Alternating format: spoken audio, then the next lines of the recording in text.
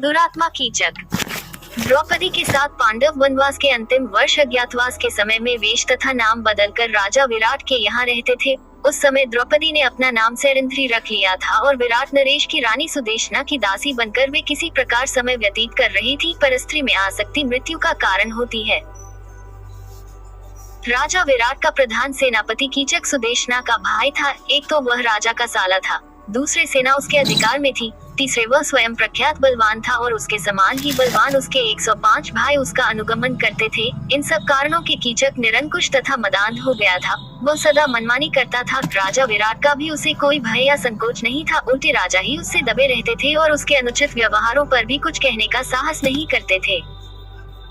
दुरात्मा कीचक अपनी बहन रानी सुदेशना के भवन में एक बार किसी कार्यवश गया। वहां अपूर्व लावण्यवती दासी सैरंध्री को देखकर उस पर आसक्त हो गया। कीचक ने नाना प्रकार के प्रलोभन सैरंध्री को दिए। सैरंध्री ने उसे समझाया, मैं पतिव्रता हूँ, अपने पति के अतिरिक्त किसी पुरुष की कभी कामना नहीं करती, तुम अपना पापपूर्ण विचार त्याग दो।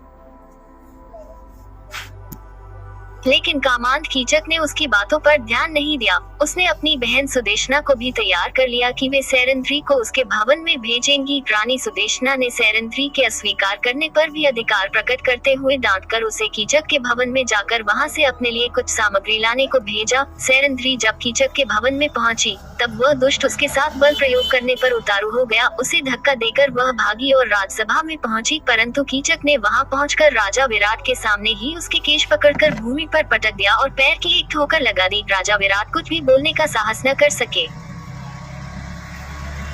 सैरंध्री बनी द्रौपदी ने देख लिया कि इस दुरात्मा से विराट उसकी रक्षा नहीं कर सकते। कीचक और भी दृष्ट हो गया। अंत में व्याकुल होकर रात्रि में द्रौपदी भीमसेन के पास गई और रोकर उसने भीमसेन से अपनी व्यथा कही। भीमसेन ने उसे आश्वासन दिया। दूसरे दिन सैरंध्री ने भीमसेन की सलाह के अनुसार कीचक से प्रसन्नता पूर्वक बातें की और रात्रि में उसे नाट्यशाला में आने को कह दिया।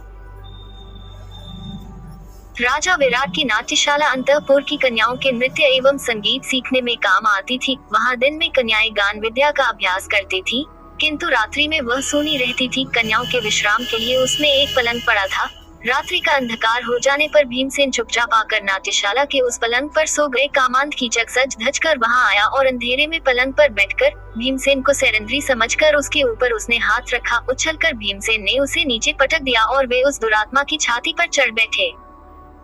कीचक बहुत बलवान था, भीमसेन से वह भिड़ गया। दोनों में मल्लयुद्ध होने लगा, किंतु भीमसेन ने उसे शीघ्र ही पछाड़ दिया और उसका गला घोंटकर उसे मार डाला। फिर उसका मस्तक तथा हाथ पैर इतने जोर से दबा दिए कि सब धड़ के भीतर घुस गए। कीचक का शरीर एक डरावना लोथड़ा बन गया। प्रातःकाल सैरंध्री ने ही लोगों को दिखाया कि उसका अपमान करने वाला कीचक किस दुर्दशा को प्राप्त हुआ, परंतु कीचक के 105 भाइयों ने सैरंध्री को पकड़कर बांध लिया।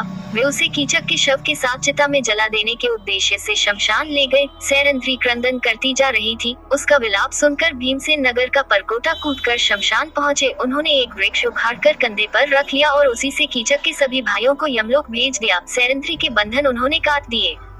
अपनी कामासक्ति के कारण दुरात्मा कीचक मारा गया और पापी भाई का पक्ष लेने के कारण उसके 105 भाई भी बुरी मौत मारे गए।